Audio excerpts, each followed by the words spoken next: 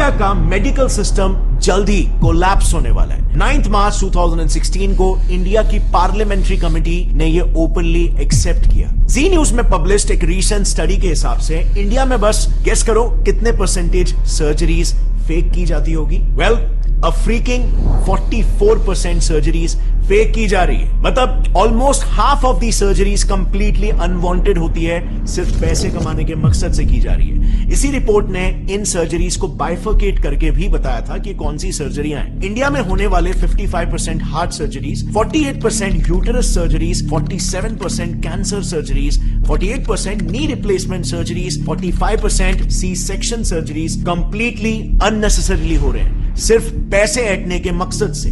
Reason सिर्फ और सिर्फ एक, कॉर्पोरेटाइजेशन ऑफ हॉस्पिटल्स, यानी कि हॉस्पिटल्स को भी कॉर्पोरेट कंपनीज की तरह टारगेट और प्रॉफिट सेंट्रिक बना देना। एक काफी इंटरेस्टिंग रिसर्च पेपर है जिसमें रिसर्चर्स ने महाराष्ट्र के टॉप हॉस्पिटल्स के 43 specialist doctors, senior government x officials और कॉर्पोरेट हॉस्पिटल्स के मैनेजर्स को तक इंटरव्यू किया, ताकि वो इन हॉस्पिटल्स में जो कंपनीज की तरह ही टारगेट बेस्ड स्ट्रक्चर चल रहा है उसे पब्लिकली एक्सपोज कर पाए। And the results were shocking. So सबसे पहले तो सैलरीज की बात करते हैं। सो रिसर्च में पार्टिसिपेट किए रिस्पोंडेंट्स का यह कहना था कि हॉस्पिटल्स में काम कर रहे डॉक्टर्स की सैलरीज में बहुत ह्यूज डिफरेंस होता है। इतना ज्यादा कि न्यूबी डॉक्टर्स को 1 लाख पर मंथ की सैलरी मिलती है, लेकिन सीनियर डॉक्टर्स को 1 करोड़ पर मंथ तक भी ये सैलरी पहुंच जाती है। अब सवाल यहां पर यह आता है कि इतना बड़ा डिफरेंस क्यों? क्योंकि डिफरेंस इनके टारगेट्स में भी होता है। एक सीनियर ऑप्थेल्मोलॉजिस्ट का यह कहना है कि उन्हें एवरी मंथ 1000 पेशेंट्स को कैसे भी करके हाई एंड ट्रीटमेंट्स में कन्वर्ट करना पड़ता है। इसी पर एक और गायनेक रिस्पोंडेंट का कहना यह था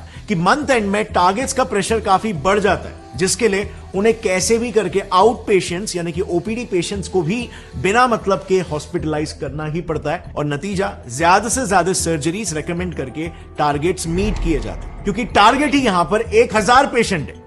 अब आप खुद ही सोचो, हर हॉस्पिटल में हर डिपार्टमेंट, जैसे ऑप्थेल्मोलॉजी में ही ले लो, उसमें मिनिमम 5 से 6 डॉक्टर्स होते हैं और सबको सिमिलर टारगेट्स दिए जाते हैं। तो just imagine hospitals profit and our loss. And by the way, these targets are taken very seriously. उसी रिसर्च में कई सारे सीनियर डॉक्टर्स का यह कहना था कि अगर कोई डॉक्टर अपने टारगेट्स को लगातार 2 महीनों तक मिस करता है तो बिल्कुल कॉर्पोरेट जैसा ही उसको वर्बल वार्निंग मिल जाएगी या फिर एक मेमो दिया जाएगा, और उसके बाद भी अगर टारगेट्स मीट नहीं होते तो of course ta ta bye bye. So आप यहां पर देख सकते हो हॉस्पिटल इंडस्ट्री कैसे एक सर्विस इंडस्ट्री होनी चाहिए, जिसमें कस्टमर, पेशेंट टॉप प्रायोरिटी होना चाहिए, बट यहां पे प्रॉफिट टॉप प्रायोरिटी हो जा रहा है। और bye the way, in targets का ट्रैक भी हॉस्पिटल हायर्ड मैनेजमेंट प्रोफेशनल्स यानी कि एमबीएस, जो कि बड़े बड़े एमएनसीज में ऑपरेटिंग ऑफिसर्स, एग्जीक्यूटिव, सुपरवाइजर्स ऐसे काम करते हैं, ये लोग बाकायदा डॉक्टर्स के इन टारगेट्स का ट्रैक रखते हैं। एंड ऑफ कोर्स यहां पर डॉक्टर्स भी उतने ही डेडिकेशन के साथ ये टारगेट्स को पूरा करते हैं, क्योंकि जैसे हमने देखा उनकी सैलरी बहुत ही हाई होती है, लेकिन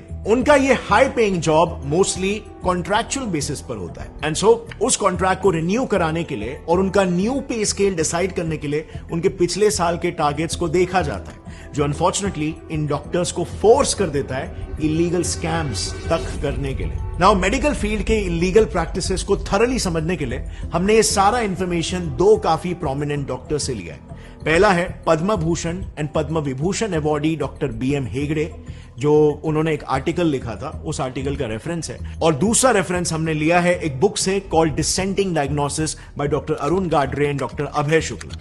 लेकिन काफी ढूंढने के बावजूद भी हमें ये बुक ऐसे पब्लिकली अवेलेबल नहीं मिली, लेकिन हमें बिजनेस इनसाइडर का एक आर्टिकल मिल गया जिसमें उस बुक के कुछ मेन एक्सर्प्ट्स अवेलेबल है, starting with the first scam, जो इतना घिनौना है कि इंसानियत भी काइंड ऑफ शर्मा जाए। Keeping dead patients alive. Times of India ने ऐसे कई सारे केसेस पर एक रिपोर्ट पब्लिश की है जिसमें डॉक्टर्स डेड पेशेंट्स को भी जिंदा बताकर उनके ट्रीटमेंट्स चालू रखते हैं, ताकि ज्यादा से ज्यादा पैसे बनाए जा सके, और फिर अंत में जाकर सच्चाई पब्लिक करते हैं। टीओआई में ही पब्लिश्ड एक केस में एक हॉस्पिटल ने पेरेंट्स को बिना बताए उनके 14 साल के ब्रेन डेड बच्चे को 1 महीने तक वेंटिलेटर पर रखा। सो 1 महीने तक जो बच्चा मर चुका था उसे जिंदा बताया गया और वेंटिलेटर पर रखा, खर्चा जनरेट किया, एंड बाद में हॉस्पिटल गिल्टी प्रूव भी हुआ एंड उनकी फैमिली को 5 लाख रुपए कॉम्पेंसेशन के लिए दिए। अब 5 लाख रुपए मॉनेटरी कॉम्पेंसेशन तो हॉस्पिटल को देने पड़े, बट ये आप और मैं भी जानते हैं कि